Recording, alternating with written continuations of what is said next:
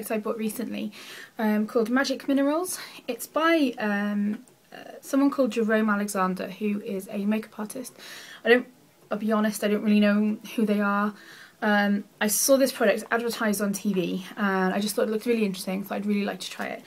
It's supposed to be a foundation, concealer and powder combined in one, basically. Let me see, they say apply liberally all over your entire face with the included stubbly brush after applying but vigorously to set the makeup for a flawless look. It says, let me see, this pressed powder is the only self-correcting mineral powder that has built-in colour correctors. It is a foundation, a corrector, a concealer all in one. Plus it's self-correcting, gives you flawless coverage and brightens your complexion without harming your skin. I'll show you the product. It comes in this nice little box. It's kind of like a charcoal shimmery box. Push the bottom, lid comes up, and that is the product. So you can see it's got like these little weird colours in them that are kind of sparkly as well, which are the correctors. If I rub the colour on my finger, I can see the colour in itself, but when I use the brush I never see them on there. It's also got a mirror on the top as well.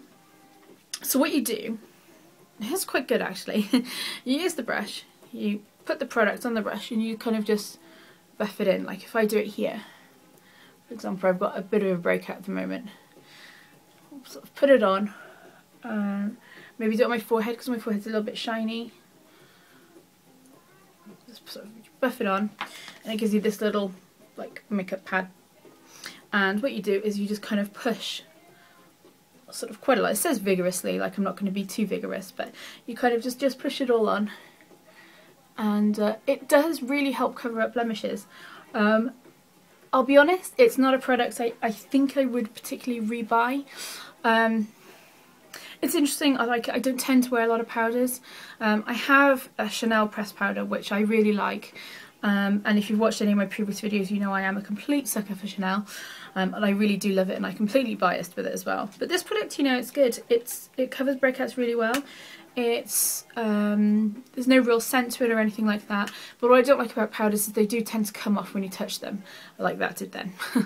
And with sort of the foundation I go for, I tend to go for ones that don't really come off when you're wearing them. I do favour the Estee Lauder Double Wear, which is this one, and that doesn't really come off. It's really good, and I normally mix that with a bit of my Pro Lumiere Chanel as well because they're two different colours. And that kind of gives me the look I'm going for, and it doesn't come off. So with this, it's a really nice product, and I love the weirdness of the bits in it and everything as well. It does work. It's certainly get a nice sort of fairly even skin tone with it, but you also get a very matte look, which I don't really like.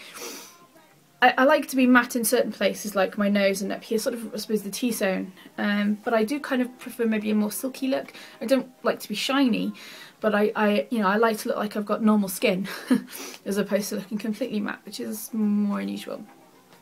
So so yeah, I mean the product itself, like I said, I've had a good experience of it. It was about £20, so that's sort of quite expensive, but I suppose it is trying to replace your foundation, you know, your concealer and your powder. It's everything in one. But similarly, that won't last as long as the foundation will. So, you know, you'll have to reapply this a lot. The pan itself, I can imagine I'll be hitting pan on it fairly soon. The coloured minerally bits, they don't tend to go down quite as much because they did all start off as really small dots like you've got here, and as you go through they kind of expand a lot more, so they don't really come off on the brush much. So I'm not sure if it is just really a gimmick, but the product itself also comes with a mascara, this one here. It says Black Lash Extending Mascara. Feels very cheap, the tube itself, but you know, I won't judge it by its packaging. But however, when you take the mascara out of the tube, you'll see that it is a cheap product. I mean, the brush itself is massive. It's just, it feels cheap, it feels naff. It doesn't grip the eyelashes when you're putting it on at all. It just kind of just brushes past them, you know. It's not what I'd be looking for in a mascara, which means that it doesn't work very well, because if I can't really get the product on my eyelashes very well, it's not going to work very well. So that is something I would happily throw in the bin. It's not what I bought the product for. However, the little brush that comes with it is absolutely brilliant. I love this little brush. It's great for blusher, you know, you can use it for the powder and all different things. It's a really good brush, and that I will certainly hang on to long after this has gone and after I've thrown that away, and got rid of that as well. So that I really like, and it's not worth £20, but you know, it's one good thing from it. I don't really have much of the packaging left other than the cardboard back to it. It was in like a cardboard with plastic on the front and whatnot. Yeah, I can't really say much else about it. It's a decent product. I certainly would recommend trying it, because I mean, yeah, it may not suit me that much because I don't go for so much of a matte finish, but if you like a matte look to your skin and a matte finish, then this may really suit you. The product itself, I don't believe it's caused any breakouts or anything like that. I haven't had anything negative in that way. It doesn't smell bad, you know, it's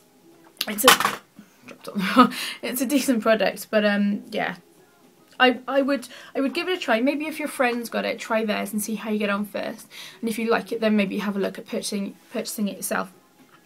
I know here in the UK they were advertising it as being purchasable in Asda, which is where I intended to buy it from, but I never managed to get there because I don't shop there, and I did see it when I was in Superdrug. And I just saw it when I was going at the counter to pay, and I thought, that's exactly what I've been looking for, so I just sort of grabbed it. So yeah, so I'm pleased with it. I will continue to use it. I won't just sort of put it on the side and never use it again, which some things I've bought, that's exactly what's happened to. So yeah, so all in all, I'm pleased with it. I would certainly say give it a try. Okay, thanks for watching, guys. Bye bye.